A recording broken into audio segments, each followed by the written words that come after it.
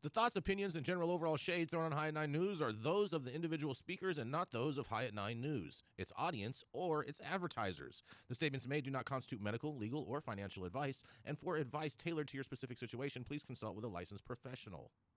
Welcome to the High at 9 News Hour, where you will hear from cannabis industry experts and professionals from around the country talk about important topics while shining light on global issues and discussing cannabis as it relates to politics, regulation and reform, data and technology, science, research and medicine, family and parenting, art, celebrities and entertainment, fitness, sports, mental health and wellness, and plant-based medicines and entheogenics.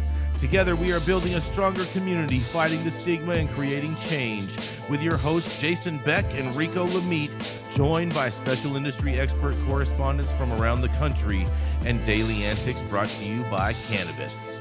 Coming to you live every Monday through Friday at 9 a.m. Pacific Time and high noon on the East Coast. And thank you all for getting high at 9 with us.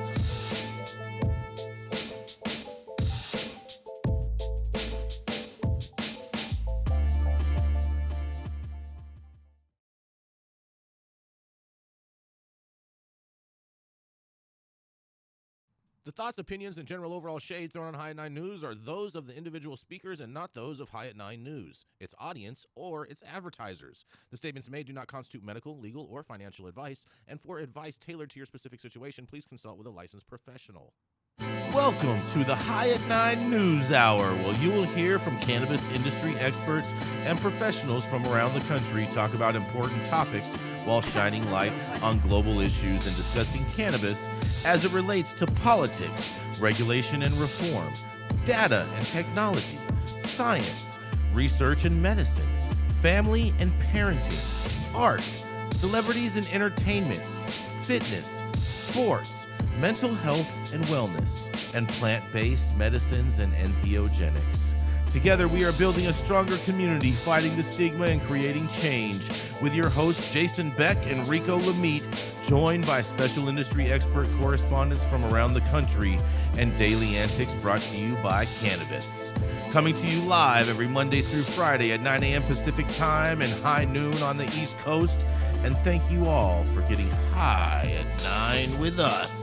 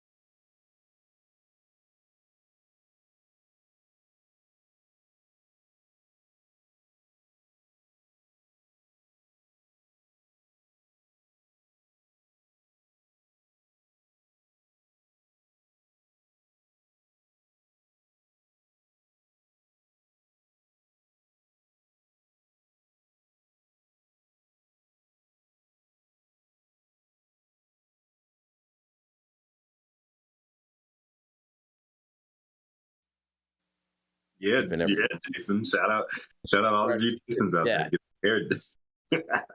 Yes, but nonetheless, thank you all for joining us and getting high at 9 with us. It's also high noon on the East Coast. And please remember to like, share, and subscribe to us on all social media platforms. You can look up above on your screen to see exactly where we live on the internet. And we are live every Monday through Friday on YouTube, Rumble, Twitch, Twitter, Instagram, Facebook, and on our very own website at www.highat9news.com.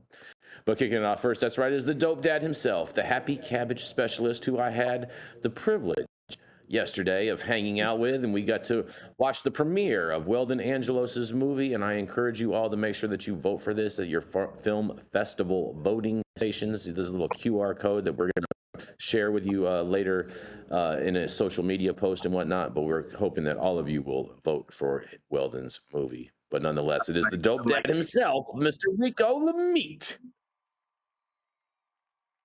We get some applause, something, nothing. All right, I got you, Rico. Sorry, bro. We just got to keep. We're doing a little spoken word. There it is. There we go. Gotta get that juice going. Yeah, big shout out to everybody who came out yesterday, man. Weldon is just a fantastic human being. Unlikely Allies is the name of the movie.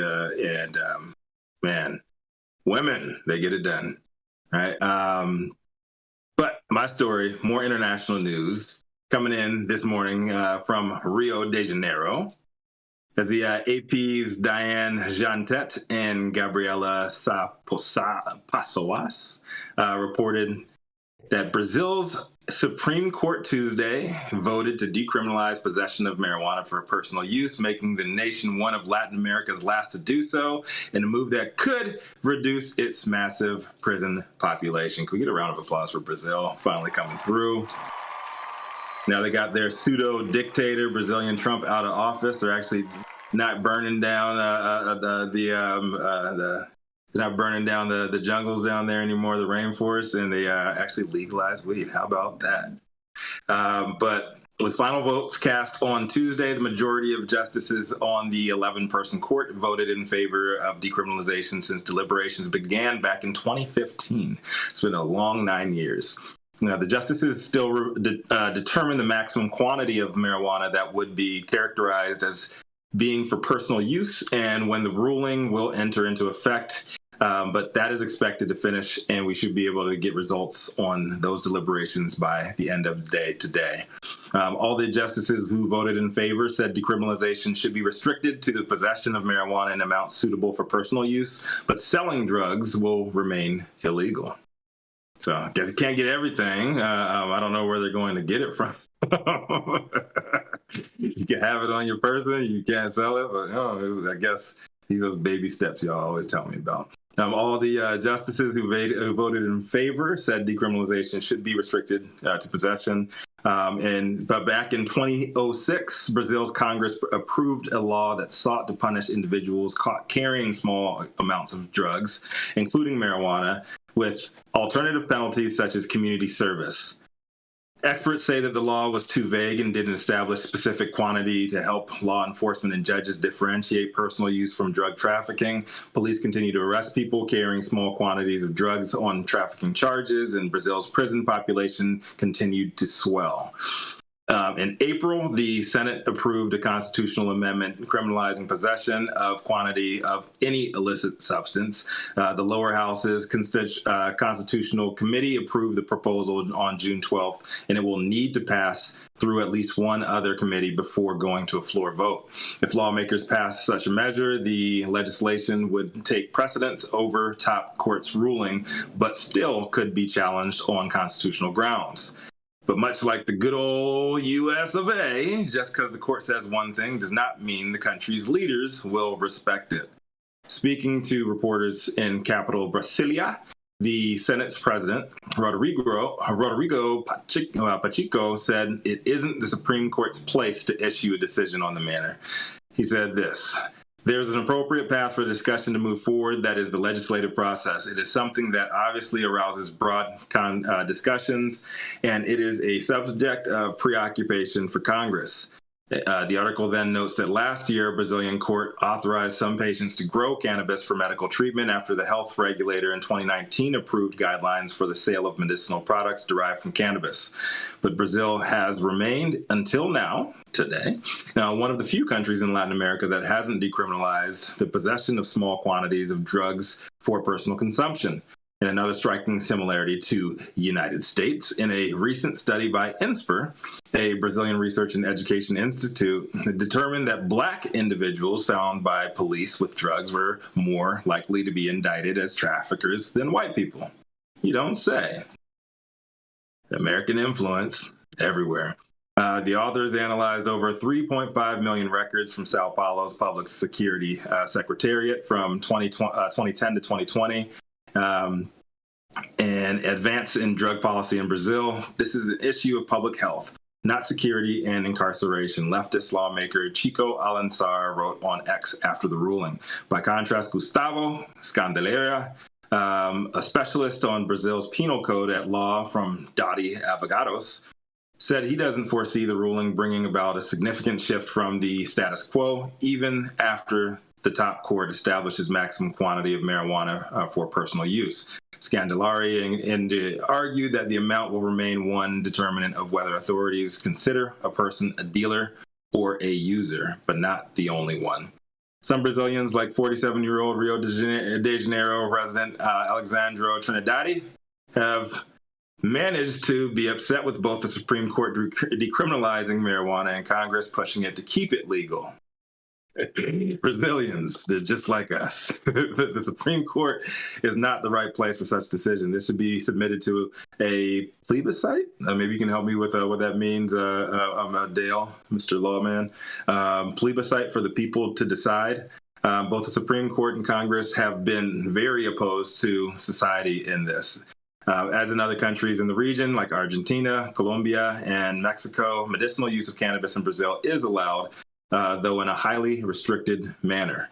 So big up to Brazil on moving forward with this. There's obviously going to be a lot of legal battles until afterwards.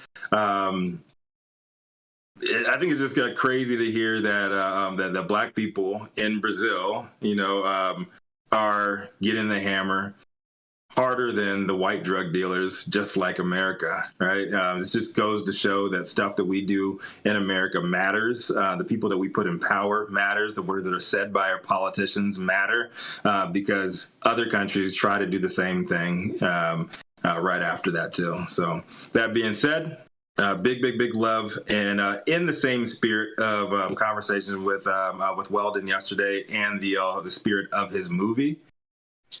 It does not matter if you're on the right or the left. What's right is right, what's wrong is wrong, and we can all come together and become unlikely allies if you put common sense first. So I'm Rico Lamitte, dope as that on the street for High 9 News. Let's talk about it. Brazil coming through. Well, to answer your question, Rico, it's called a plebiscite, and it's sort of like our initiative process. You're only supposed to have one question, yes or no, basically. And so you put it before the public to vote on something. And traditionally, courts only rule whether something's legal or illegal. They don't try to parse things out and do legislative work. I think it's one of the complaints here. If you can't arrest people for personal amounts, held as a personal amount. I mean, I've testified in court before about what constitutes personal use. That's different basically every place around the world. So court should not be doing this. Should be the legislature or whatever their equivalent is, or put it to the people. If you have X amount, I mean, in California, what is it, 6 ounces, Jason, that we can have as a medical patient? And half a pound. Yeah, okay. Half a pound, 8 ounces. So that's all, relative to the area, and court should not be doing this. They should be ruling whether it's constitutional or not, and then let the legislative bodies of the people decide what are the amounts to stop arresting people for. I'm gonna take the opposite position on that. I think in general, I don't obviously think that our courts should be the ones making laws. That's the duty of the legislative branch, but I think in some instances, judicial activism is necessary to push things forward past where the conversation might be at a legislative level. In the U.S., for example, Brown versus Board of Education, I think, is one court case where we can point to where desegregation was not going to happen through the legislative process, and they needed an instance of judicial activism to push the conversation forward and push the legislative process forward. So I think this is a good start in the right direction, at least. Yeah. Well, I'll tell you guys this much: Carnival is going to be lit. A lot of it depends on what their constitution authorizes the court to do. And with Brown, the question was, are these Jim Crow laws, especially the ones involving the equality of different schools and separate but equal, is it constitutional? They said, no, it's not. So after that, all of those laws based upon separate but equal were now unconstitutional. They didn't decide anything other than that. It just pushed it back into the legislatures and Congress, now figure what the hell you're going to do. But sometimes judicial activism is necessary. But as we found here in the United States under the Dobbs decision, judicial activism sometimes gets reversed, and then we have a huge hole in now what do we do? Because it wasn't the legislature that did it, or the Congress. It was a court, and they're ill-equipped to really define public policy. They're there to say, is this constitutional or not? Basically, that's it.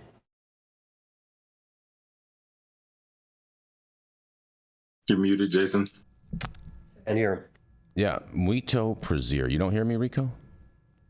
Yeah, pretty good, you know. Okay. All right. Yeah. Well, sorry. We had some audio issues this morning, and so we do apologize for that, but I think we got it all figured out now.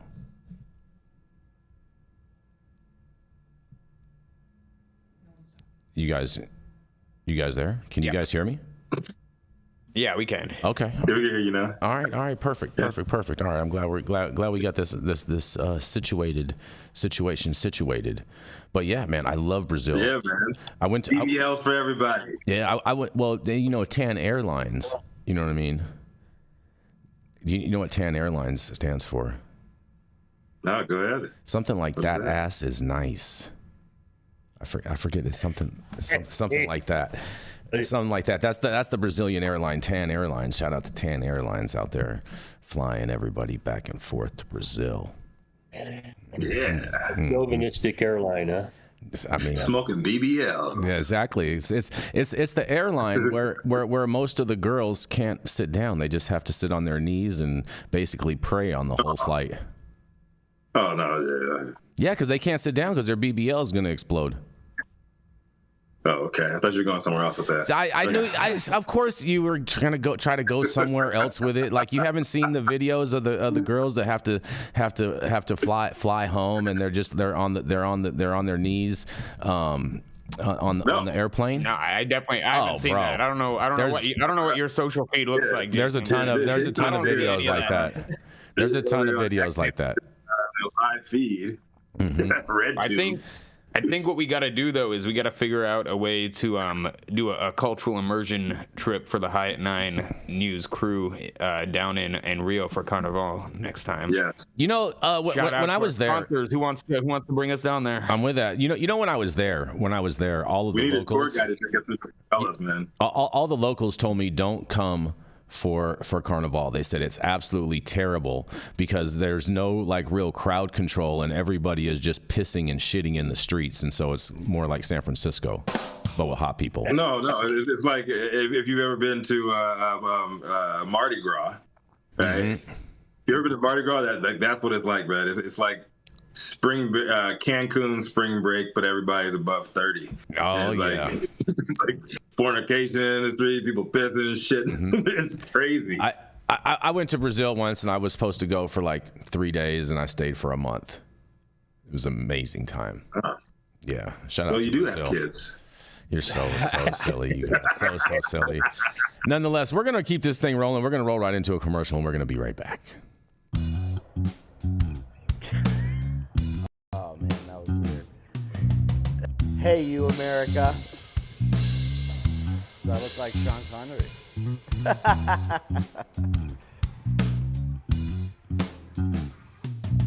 Good morning, America. Saman Razani coming to you live from sunny Los Angeles, California, with the one and only highest host, Mr. Jason Beck, smoking on the best weed in the world. Did you know that we have an audio-only version of our podcast? You can find it on Apple, Google, Amazon, iHeartRadio, and Spotify. No excuses in 2024. If you haven't checked us out, check it out now. And also, check out what the Prophet's doing in 2024. Oh, yes, and we're back, you guys. We are back. We have the man more balanced than fair coming to the stage. Mm-hmm. The favela champion himself. That's right. Who may or may not have 4 or 5 kids because of a 1-month excursion, because we all know how Brazilian condoms work.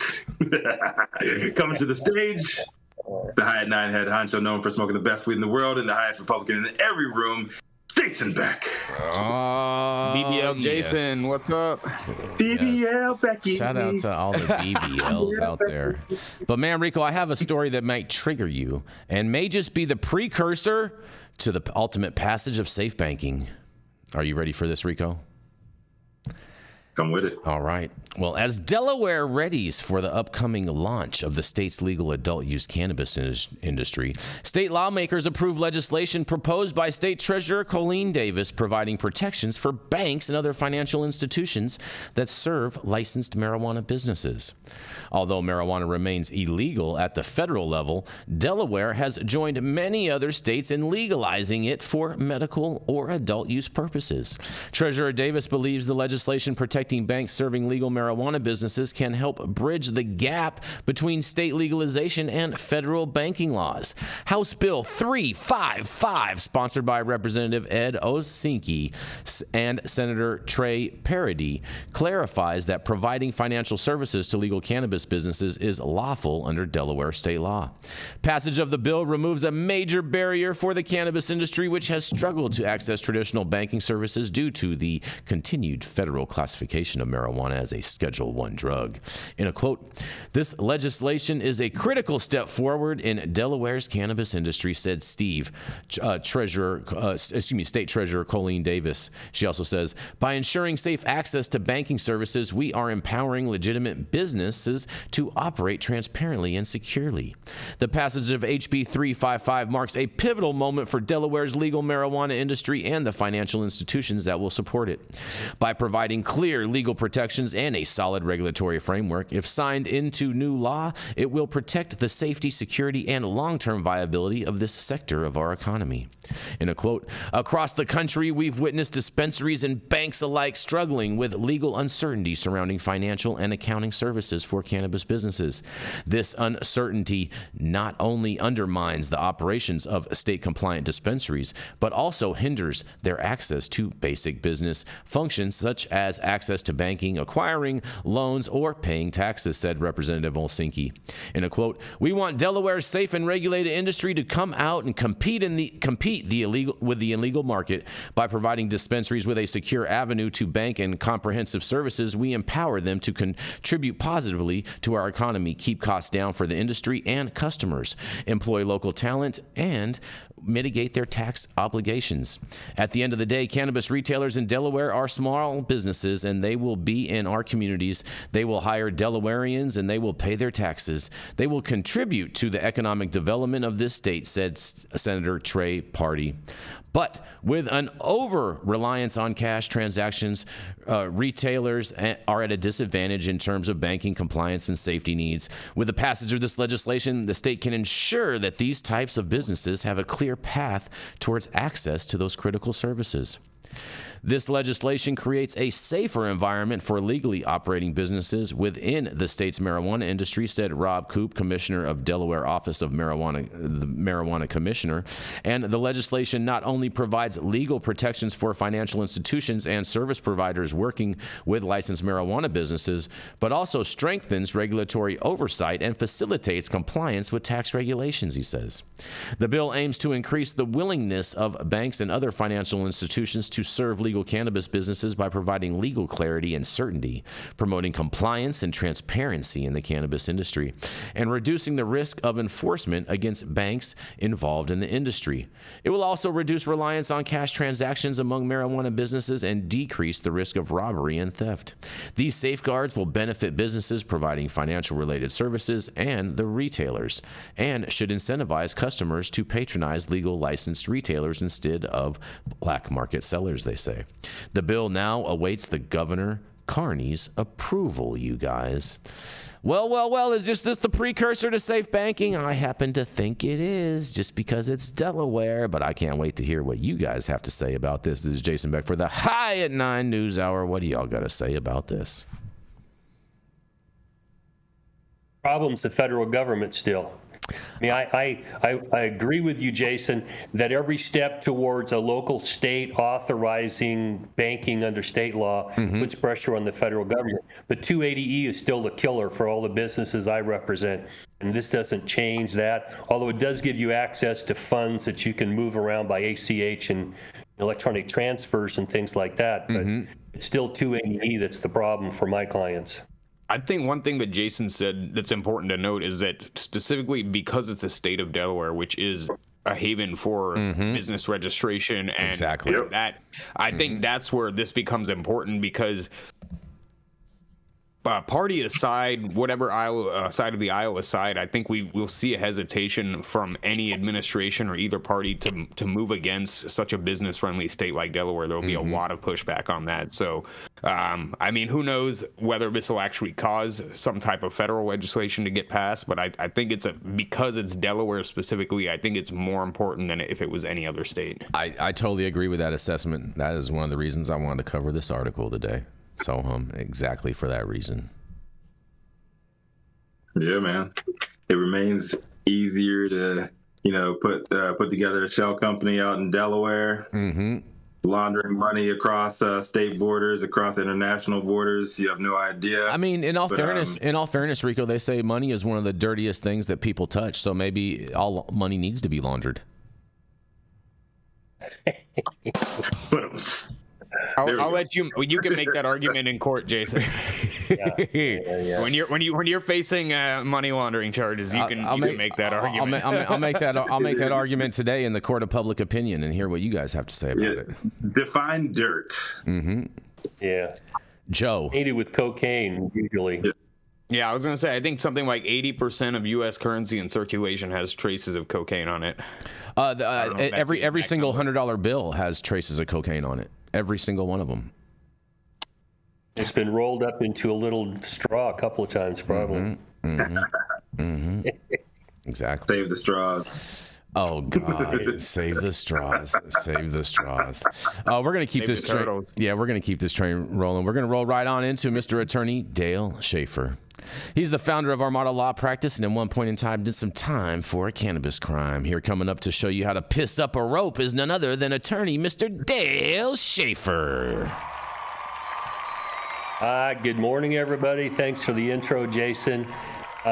My story today involves a class action just got filed against West Coast Pure and Fire brands. It involves close to 24, I think the count is, of products from these two businesses. They're all owned by the same company, but they're under West Coast Cure and Fire. And it turns out that the allegation is they were lab shopping, which is a huge problem here in California. And this case is filed as a class action, which invites anybody who's bought these products that are listed in this complaint since June of 2020, and they're going to be allowed to join this class action. And this whole story revolves around failed tests. And this person that's the plaintiff, that's the putative class plaintiff, they call it, went out and bought products under these brand names and had them independently tested. And virtually every one of them was contaminated with what we call a Category 1 pesticide that is illegal to have in anything, in any amount.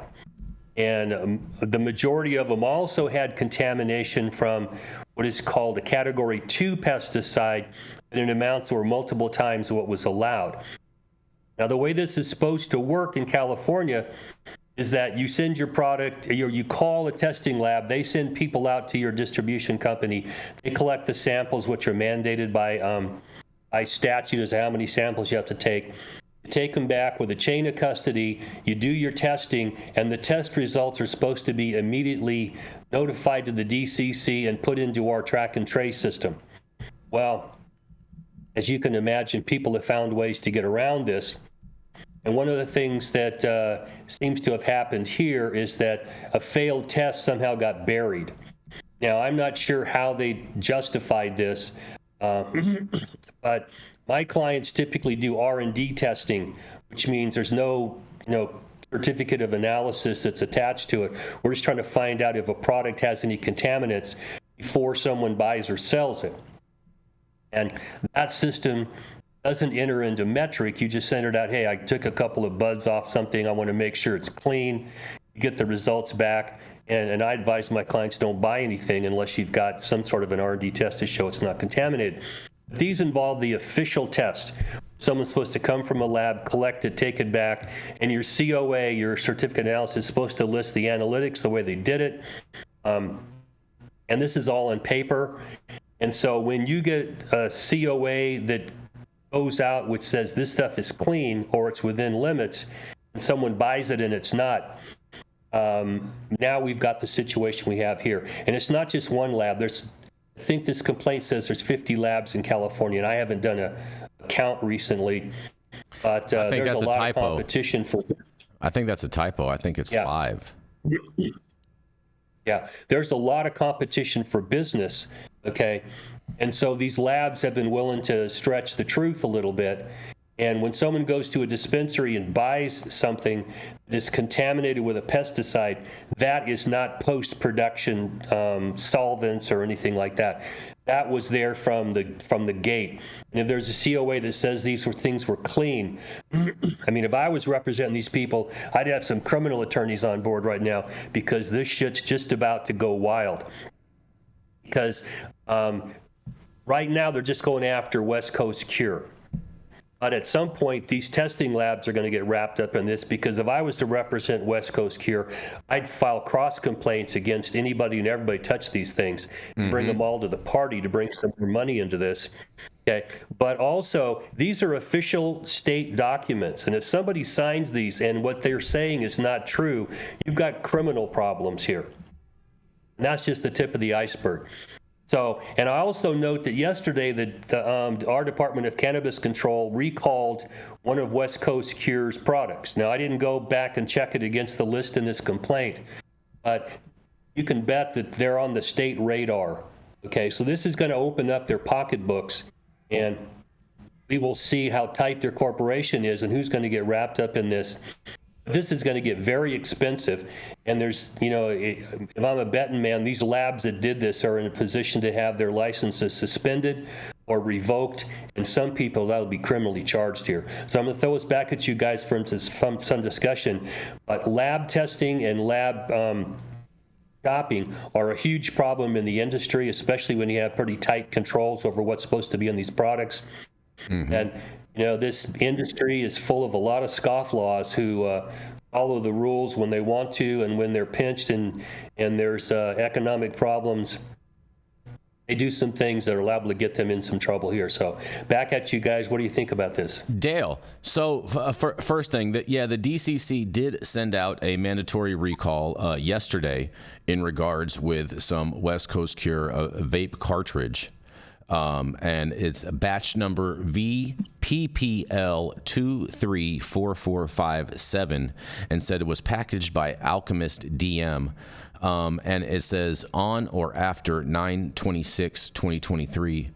But it doesn't say what the SKUs are called, as far as like what the strains of what the consumer would buy. So I feel like the DCC needs to step up their work in regards, because they know what all of the as far as these batch numbers and whatnot, they know what SKUs and the names are. So they need to be telling people that. But there's a couple of questions that I have in regards with this lawsuit, Dale, because to my understanding, and I could be wrong on this, but to my understanding that there were no COAs that were included in this lawsuit. That these are all just allegations. There was no attached or even referenced.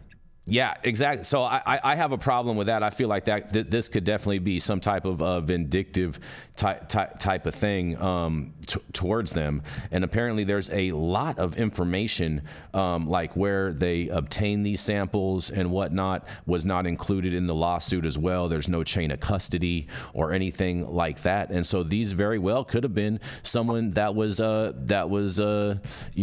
black marketing West Coast Cure products, and the West Coast Cure very well could have not even been a part of any of these sales.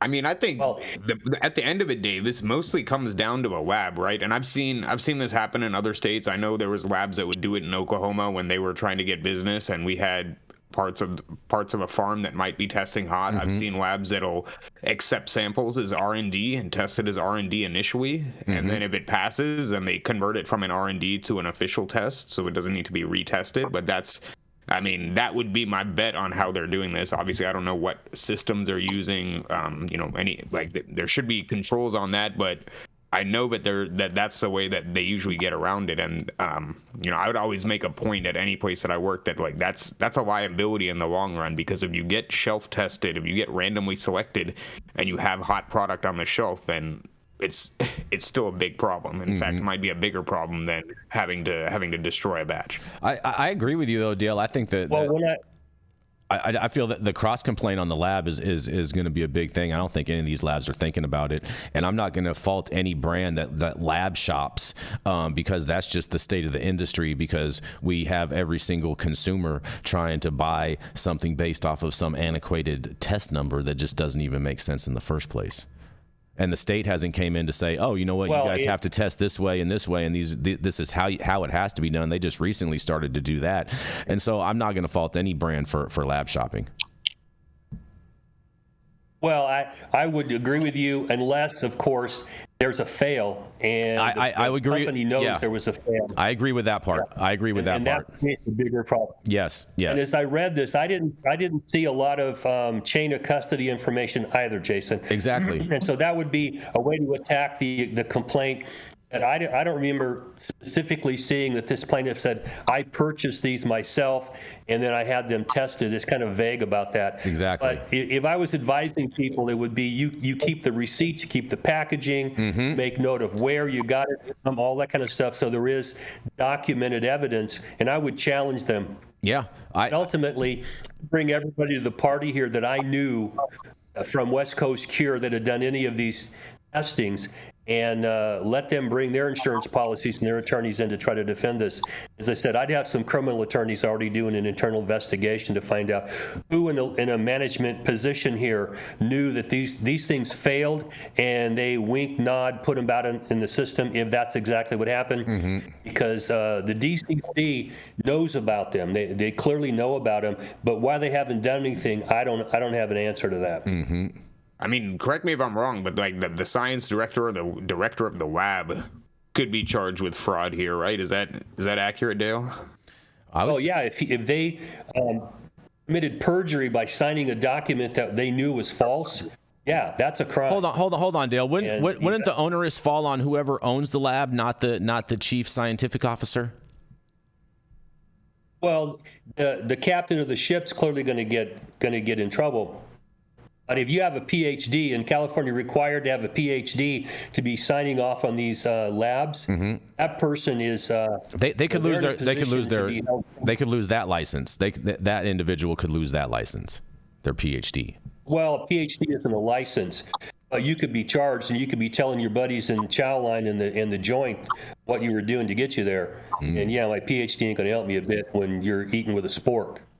And that'd be my biggest. Money's money, but someone's liable to go to jail for this if this is true. Whoever was signing off on the COA at the bottom of it is the person that potentially committed perjury, is what you're saying. Interesting. Yeah. You don't think for the owner of the business, owner of the lab, they're looking at getting their license revoked, maybe not be able to get one back, and that's a huge problem. Investors could then sue them all. I mean, there's a lot of problems that roll from this. But in the industry, it's about time they shine some light on some practices going on in the state. But the dispensary doesn't have any idea about this. They're getting something with a clean COA, and you're liable to get sucked into a bad product case here, too. It sounds like, Dale, what you're saying is that shit runs downhill. And to the right. The dispensaries are there. It's the plumber's proverb. It's the plumber's yeah. Oh man. Speaking of backups, we're gonna go to a commercial and we're gonna be right back.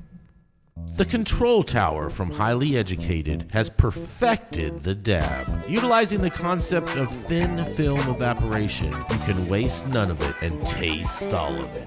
The micro texture of the SE pillar increases nucleation at elevated temperatures. And with the tower propelling at 2,600 RPMs, it's certainly the most efficient dab experience to date. The Control Tower from Highly Educated.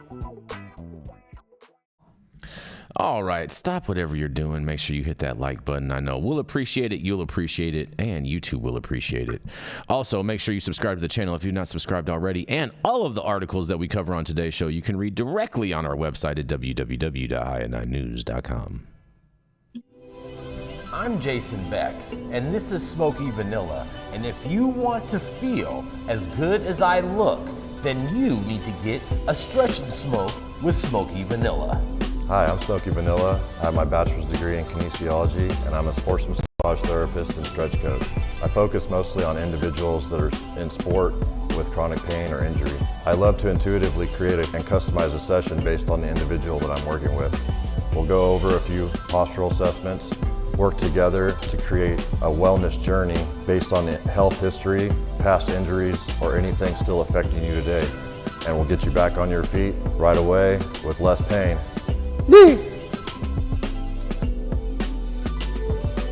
We're about to stretch, and then we're gonna smoke, because we're gonna get on our stretch and smoke. If you want to feel as good as I look, then you need to come on down and get a stretch and smoke with none other than Smoky Vanilla.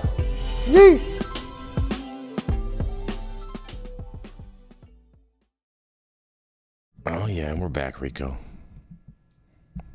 Oh yeah, coming out of the great purple state of Texas is the man representing the ATX. We only have one out there today. You know, a big shout out to your brethren, your neighbor out there, Stone Slave. But we ain't talking about him today. Mm-hmm.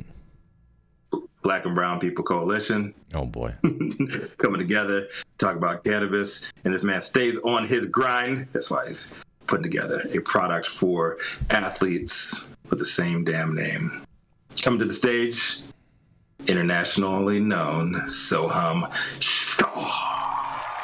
Thank you, Rico. And yes, it's good to be back in the good old US of A after a couple weeks checking out some cannabis out in Germany. But today we're going to talk about one of Jason's favorite people. That's right. Looney Ron DeSantis down in Florida. Mm-hmm.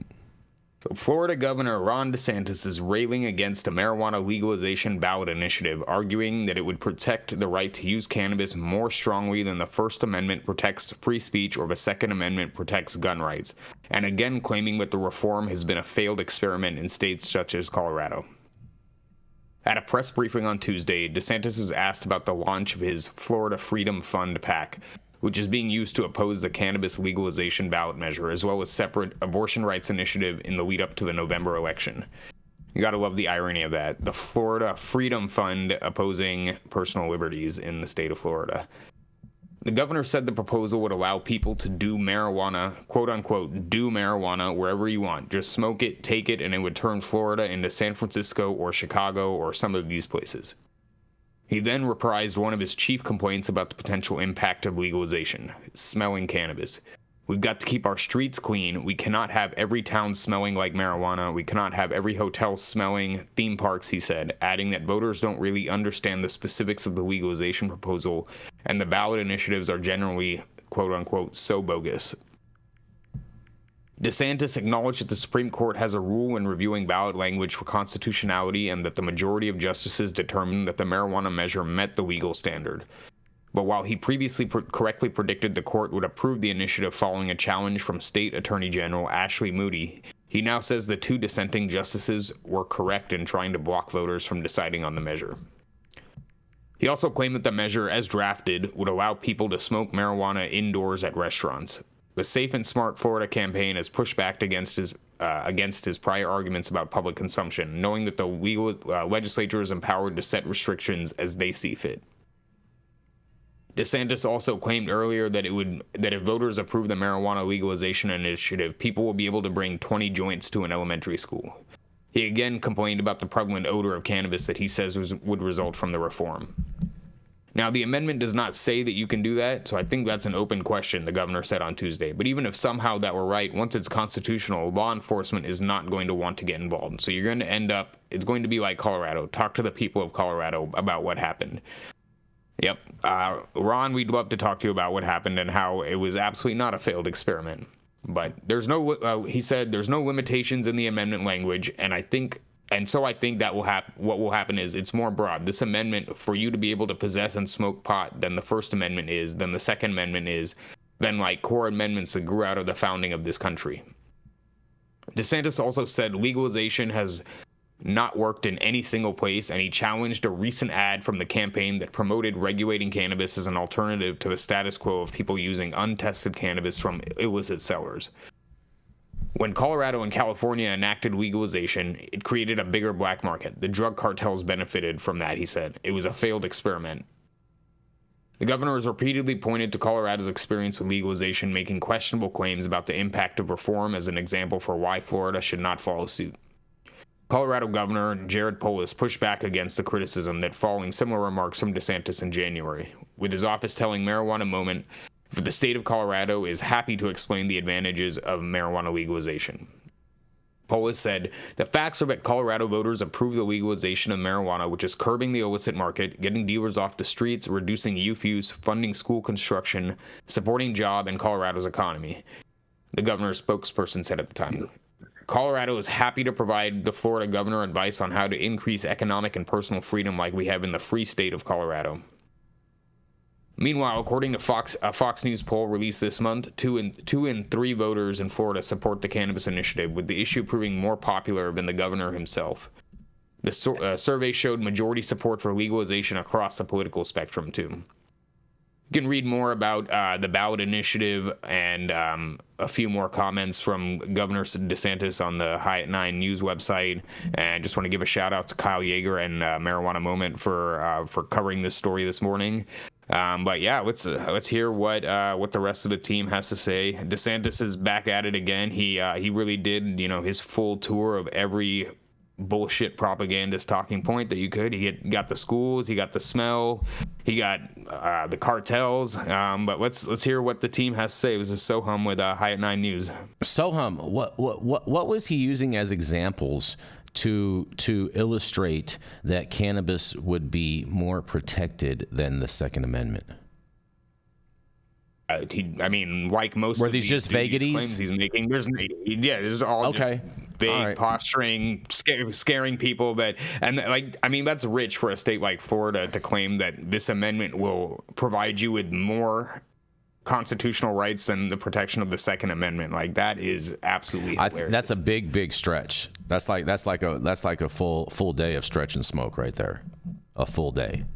Well, you know what never comes out of these discussions is for people like me who were sent to fucking prison for weed, okay? And the law enforcement dollars that are spent on chasing down people fucking smoking a joint somewhere. They never mention the human cost for these ridiculous goddamn laws, okay? It's like, we don't want to talk about people's families being ruined, sent to prison and all that kind of stuff. It's like, all the children, you're going to take 22 joints to school. Most of these initiatives allow the legislature to amend them somehow and to set up regulations and to look, where can you do this? Where can you not do this?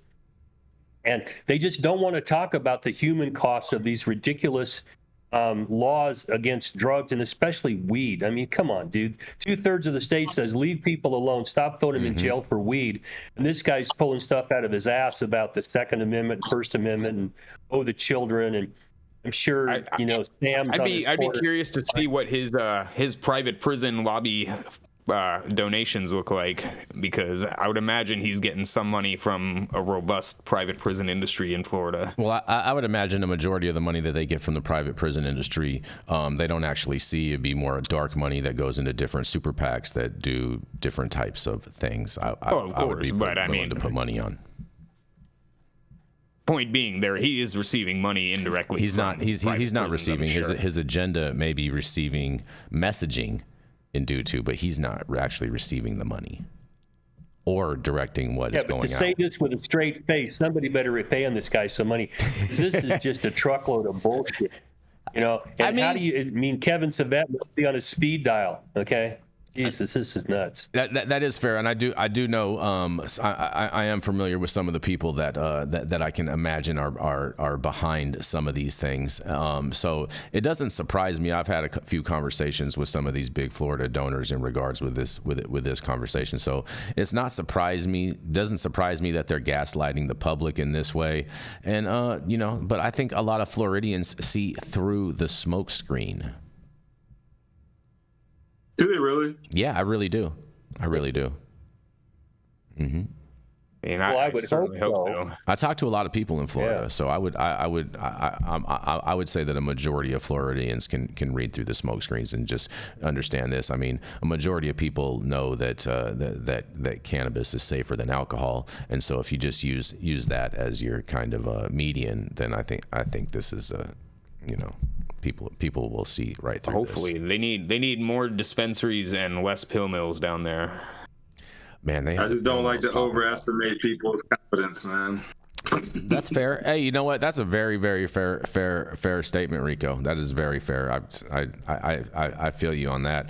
I just would like to, lead with hope and optimism for you guys today on this hump day. Well, you would think that in a country where people want the democracy, or they want the people, the citizens to speak, 2/3 are telling this knucklehead, hey, we want this to pass, and they're pulling this kind of stuff out of their ass. Who stands up for the people in democracy? The people, I don't care whether you're Democrat or Republican, the citizens want this to stop.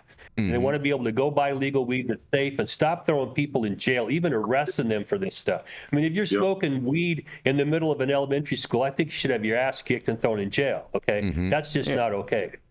But you shouldn't be drinking alcohol. And I know a lot of teachers that I've met with that stunk like alcohol in the middle of the day. So, I mean, where do we bring common sense to this? And I don't know where, because as you say, this is just gaslighting, Jason. And the citizens, I hope, spank this guy pretty heavily in this election for this nonsense. Well, I don't see them spanking him. I think that I don't see him. Well, they come back with a 2/3 say, yeah, we want this to go through.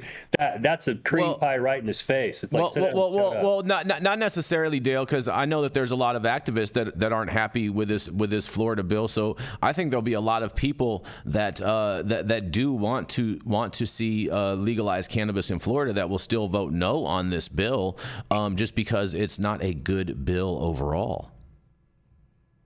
I mean, and I also want to point out that there's some of this gaslighting coming from the pro-initiative side as well. I think there was a CEO as a part of one of the medical companies down there. I'm not going to name them because I can't remember it off the top of my head for sure. But I believe they were perpetuating the myth of fentanyl fentanyl waste to marijuana on the black market as a reason to propose, support the legalization, which, I mean, I understand getting there however you need to, but for proponents of a legalization initiative to be puppeting wrong, fear tactics and propaganda, I think is pretty shameful. Should be a pretty straightforward vote for people. You want marijuana to be legal or not? Just don't pay attention to all the extraneous bullshit and let the people vote on this. And then if there's rules and regulations they need to have, let the legislature work them out and stop arresting people and ruin their lives for smoking weed. I mean, that really is the big issue here. And shout out to Johnny Smash. All right, I love this comment here. He says Gaslight would be a dope name for a brand that sells greenhouse as indoor. I'm not mad at that. I'm not mad at that. I am not mad at that. No. Is Johnny Smash his dad too? I mean, I think they should spell it Gaslite if it was greenhouse weed. Gaslight, you know what I mean? Yeah, that's what I thought it was before I looked at the comments. Gas. Or would that just be THCA? We're not going into that, Rico. We're going to go into our last commercial and we're going to be right back.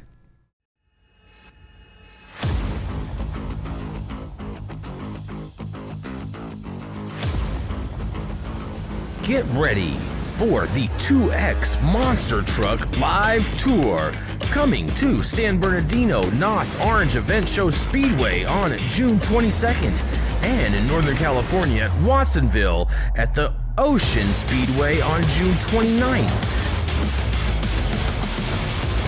Make sure you head over to www.2extremeracingseries.com for all of the tickets for this family fun event.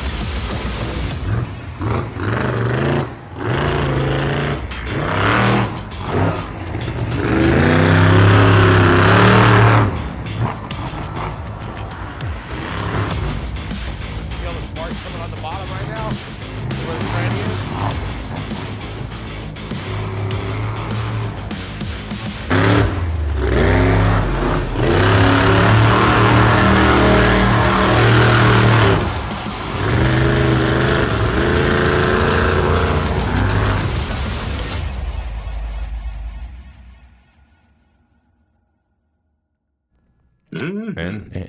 back, Rico.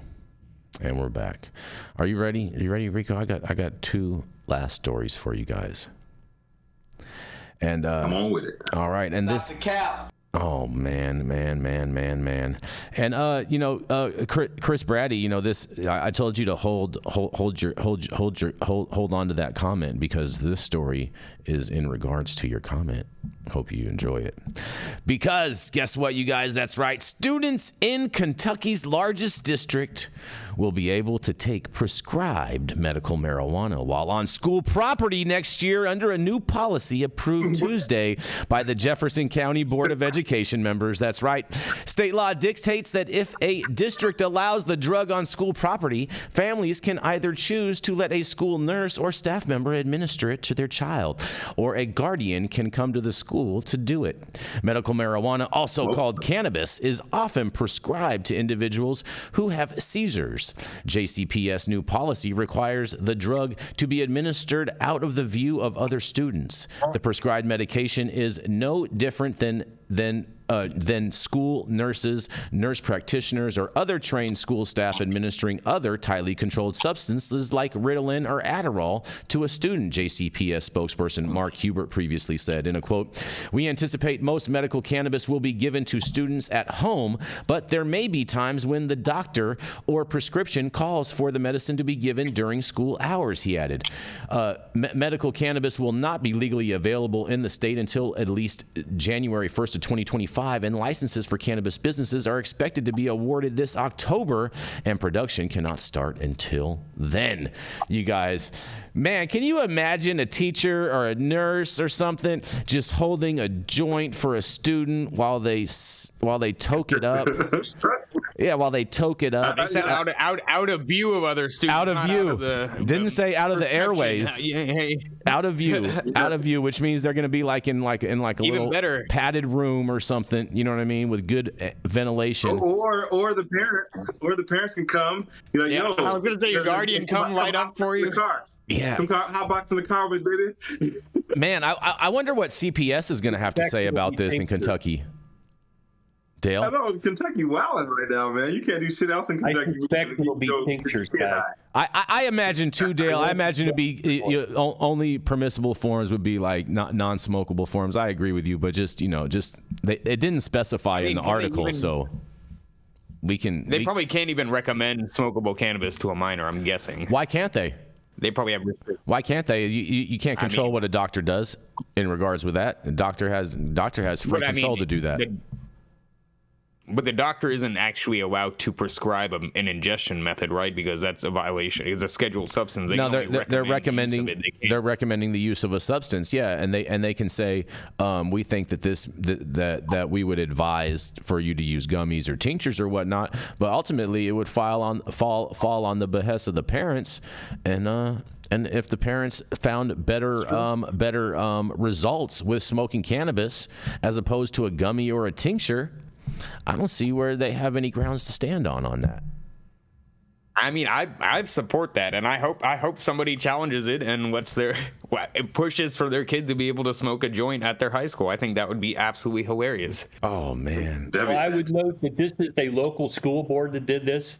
The school board can define any way they want, and you can vaporize. I mean, there are ways that you don't have to send out the clouds of smoke that people object to the smell of. Hit the nurse's office to hit the old volcano or the Puffco. Yep. There you go. Fair enough. Just to make sure that everything's kosher, the nurse going to have to hit it first just to make sure there's no problem.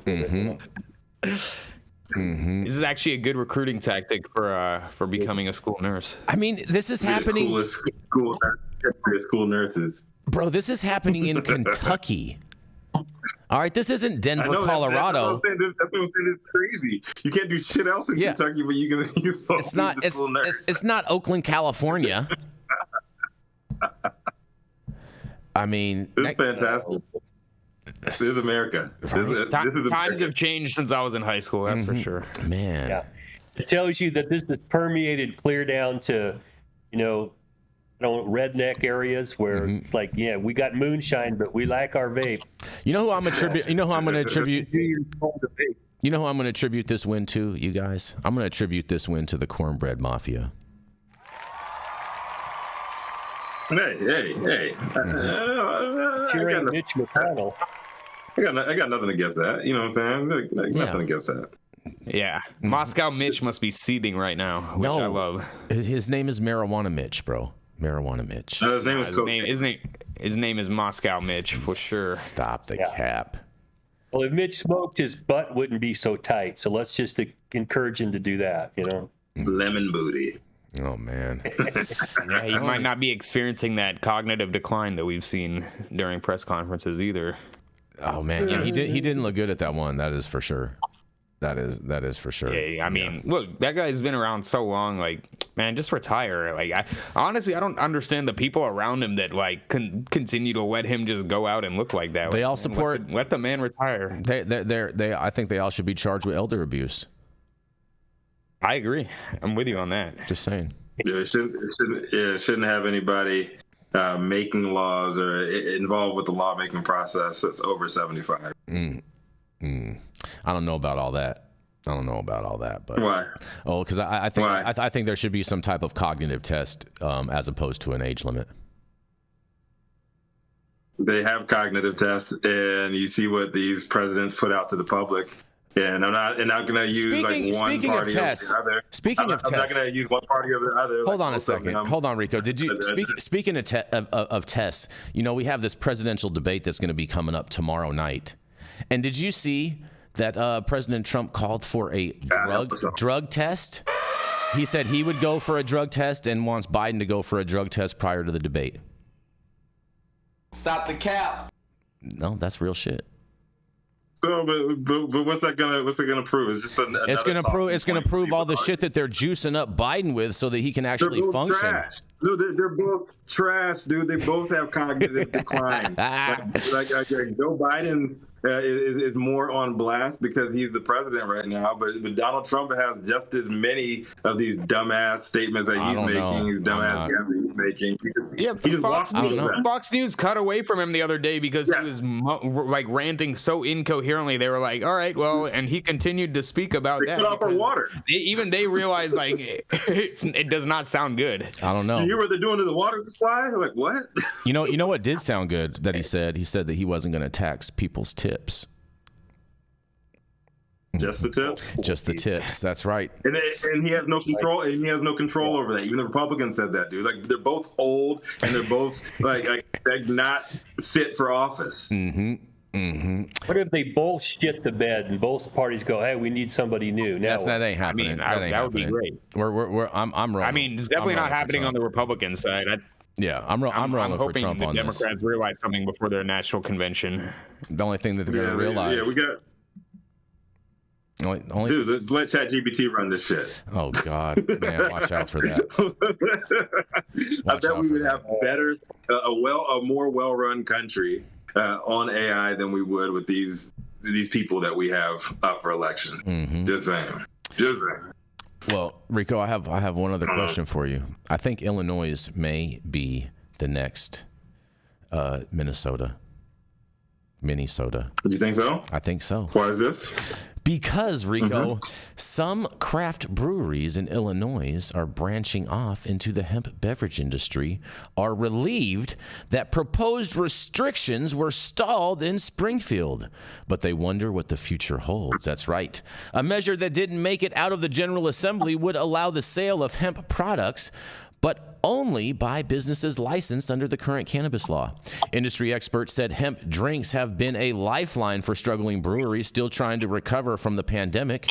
Ray Stout, executive director of the Illinois Craft Brewers Guild, said those who want restrictions in place were not forthcoming with their legislation. In a quote, that they're going after the bad actors and the Delta 8 gas station people, but in essence, they're going after the entire hemp industry, said Stout. Stout believes 10% of breweries are making hemp-derived beverages, which equals to about 30, and another 40 to 50 that are in various stages of research and development. While marijuana remains illegal under federal law, federal lawmakers legalized hemp back in 2018 and defining it as cannabis or cannabinoids with less than 0.3% Delta-9 THC. Stout said the legislature should create a regulatory framework that allows hemp drinks to be manufactured and sold safely and properly. And in a quote, the Farm Bill is pretty explicit in saying hemp hemp should be treated like hemp and marijuana should be treated like marijuana, said Stout. These products are a derivative of hemp, which the federal government said is different from cannabis. Minnesota generated $1.5 million in tax revenue from over $15 million in sales from hemp-derived drinks just 2 months after the state began regulating the industry back in June of 2022. And the bill's sponsors and the governor expect the issue will come up again soon during the next legislative session, you guys. Man, oh man, will Illinois be the next Minnesota? I can't wait to hear what you think about this, you beverage lovers. I just love the fact that you are acknowledging the same exact point that I made that you tried to say did not exist. I still don't believe it. I still don't believe it. That's what the. You don't believe it. You don't believe the words that are coming out of your own damn mouth right now. You're just gaslighting, bro. You're just gaslighting. I'm just reading a story, delivering the news. You know what I mean? My opinion is this is all a big waste of time. Personally, I don't think people want to buy beverages that much with weed in it. I'm not buying that still. Jason's about to charter a private jet so he could go drink some top quality Illinois disty juice. Yes. Yeah, the PBR, that PBR infused PBR with CBD in it. Mm-hmm. You guys are funny. You guys are funny. What are you kissing your sister, guys? Come on, man. Oh, I got a couple of calls from my old friends and everything in Illinois asking me. So one of my old teammates, Napoleon Harris, call him Poe, he is a state senator in Illinois now. I will stay away from giving any stories about him in the past, but he's been a state senator for quite some time now. And I got lots of calls from people for me to talk to him, to get him to talk some sense into his constituents, or talk some sense into his colleagues about blocking this ban that they have out there, because they are really afraid that it's going to happen. They really, really think that this thing is going to go through, and they're not going to be able to have their hemp-based drinks or anything, and it will do a lot of damage. So they say. I'm not out there, so I don't know. How's it going to do damage when you don't have a regulatory framework in place? I'm not buying that. Because Chicago is a big craft beer city. And a lot of these THC, low THC drinks and everything, like they're ready to go with those. They're losing money, as is, like hand over fist.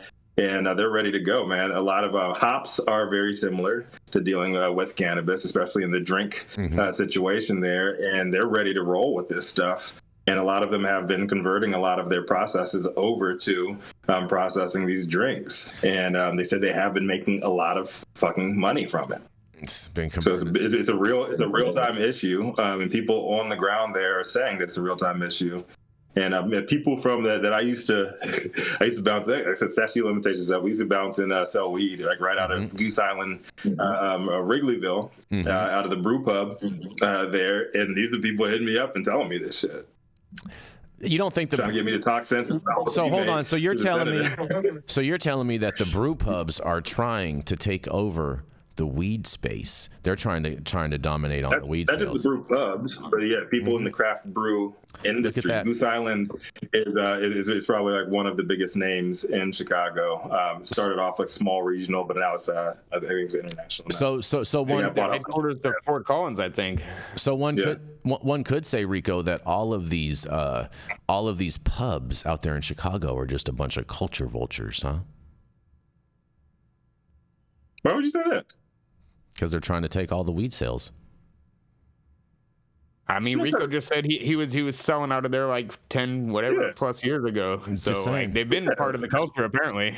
Selling out of there is a big difference than the pub selling it. There's a big difference between those two things. Well, I mean, the pub wouldn't be allowed to do it then, obviously, but like if they were turning a blind eye to it, then like they've been part of the culture. This is back in like 05, 06. 07, man. Like this is like no time recently. They're shunning still out all these. bricks back then. It was still like that was right around when we had that first turnover of okay, we got a Mexican dirt this week, and then what the fuck is this? We got orange hairs, we got actual strains. We didn't even know what a strain was back then, man. This fire, this that dro. Man. Mm-hmm. Very, very different world, different time. But like now, like it's crazy to see that these craft beer industries are relying upon this as the future. This is their lifeline that they've been given. Interesting. I don't know. Despite what you say, Jason, the words that are coming out of your mouth are true. Hold on a second. Hold on, because Mike West is saying something in here in the chat, and I'm not sure if this is true. This is the last part that he's saying. He says, beverages have high asset cost. That's true. Highest shipping cost. That's true. And shortest life. He says, good for pubcos, bad for industry, but chicks dig them. Okay, I can agree with all that. But he says, cannabis beverages are already out competing alcohol in several markets. I'm not buying that for a second. You don't have to buy it, man. Other people are. I don't think that they're buying it either. I think this is like how people back in the day would boost their scantrons when they would be selling albums and buy their own stuff just so they have the SKUs up. This is just your gut feeling. So I guess you don't have that much different between you and Ron DeSantis too, because Ron DeSantis coming up with these bullshit figures that he's saying with no facts and no figures behind them as well. You just have a gut feeling about it. That they lying, right? I have better boots. Plus, I'm taller naturally, Rico. Yeah, that's neither of those are saying anything because I've seen those boots and I've seen those platforms he wears. They were not made for stomping. They were made for twerking. That's pathetic, man. That's pathetic. All right. What will it take for you to have a THC beverage that you actually like, Jason? I actually have tried one cannabis beverage that I did actually like.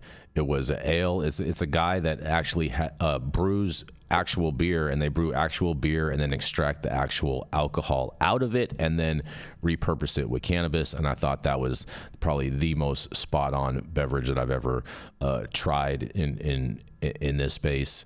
And there is one other beverage that I have tried that I think actually is good, but I don't know what their sales are or whatnot. But there's a root beer beverage that's available here in California that tastes just like old school root beer, like like those root beer candies you used to get like at the penny candy store. Yeah. The little gummies. Yeah. I'm going to shout out for a shot of whiskey and hit the bowl and fuck all this other stuff. Yeah, that's the old school infusion right there. Exactly. Crossfade for the win. Yeah. Yes, and on that note, let's turn it up, man. Let's do it. You got anything else, Jason? You got another story for us? No, that was it. That makes our 6 right there. All right, the show. Well, thank you all for joining us for yet another episode of High 9 News. You can catch us live weekdays, 9 a.m. Pacific, high noon on the East Coast. Big shout out to our super fans showing love, getting their comments posted live on the basement. Do we have any today, Jason? No, I did not see any super chats today, but maybe tomorrow. Maybe tomorrow. Jason eats no lunch today. I get no Wagyu today, bro. No Wagyu today. Thanks, guys. Appreciate it. No Wagyu cold cuts. Mm-hmm. Big shout out to everybody. Yes, no cannabis drinks for Jason. Mm-hmm. And how about that? Every time we don't have any super fan contributions, Jason has to chug it. Not a chance. Not a chance in hell is that. Not a chance. I think that's a good idea. We're not encouraging no super chats. That's just totally ridiculous. Okay, fine. Every time there is a super chat, then you got to. Oh yeah, you guys need to get your story straight. Okay, I'll tell you right now, because if I was a cop and you were getting arrested, you both would be going to jail. Well, I mean, I don't doubt that. You got a black and a brown dude. I'm sure you would be throwing us in jail. Of course, you guys are going to turn it. Of course, you guys are going to turn it that way and throw all that bait out there. Mm-hmm. But I'm vanilla pudding, so I'm out of the running, right? See, well, Dale, you'd probably we're gonna be calling you from the cell to get your ass down to the station and get us out. Yeah, Dale. Jason wants some of that. Come and bail me out. Yeah. Dale, I'd be advising you to advise your clients to shut the fuck up. Yeah, STFU. And reserve some bail money. Exactly. Pay my retainer. And a legal retainer, too. Don't forget that part, Dale. Yes, indeed. Right. Yeah. Shout out to the rest of our live audience and online supporters catching us across all media platforms, tuning in each day to the headlines of chaos, also known as the developing cannabis industry. Our vetted correspondent team tuning in from all over, bringing us much needed variety of perspective and your respected opinions to the table. Production team, Cloud Media Partners, all the sponsors keeping our lights on, and the AV struggles to a minimum. And always Cannabis Sativa L, the reason why we show up to read these stories every damn day. Thank you too, baby girl. It has been Wednesday, June, what is today? The 26th? Yes. 26 days over. The show's over. You've all been blessed with top industry headlines. Hope it was enough for you to put in your pipe and smoke at least until tomorrow. My name is Rico Lamitte, the dopest dad on the street. For High at 9 News, America's #1 daily news show. And today we're going to give it to Sohum Shah, man. Back in, we gave it to you last time out of Germany, did we not? Yes. Right? Yes, you did. You did. We're giving it to Uncle Dale. Uncle Dale, you can leave us with some words of wisdom. I will. As the political temperature rises and we're expecting some Supreme Court decisions and debates and things like that, remember, we're all Americans, and that we have more in common than we have differences. And let's remember who we are, and we're all going to survive this, and we don't need to be going after each other and thinking about shooting each other and stupid shit like that. The better angels of our nature, please come forward, and let's move on as Americans. That's my parting comment for today. Amazing. Wise words. Thank you.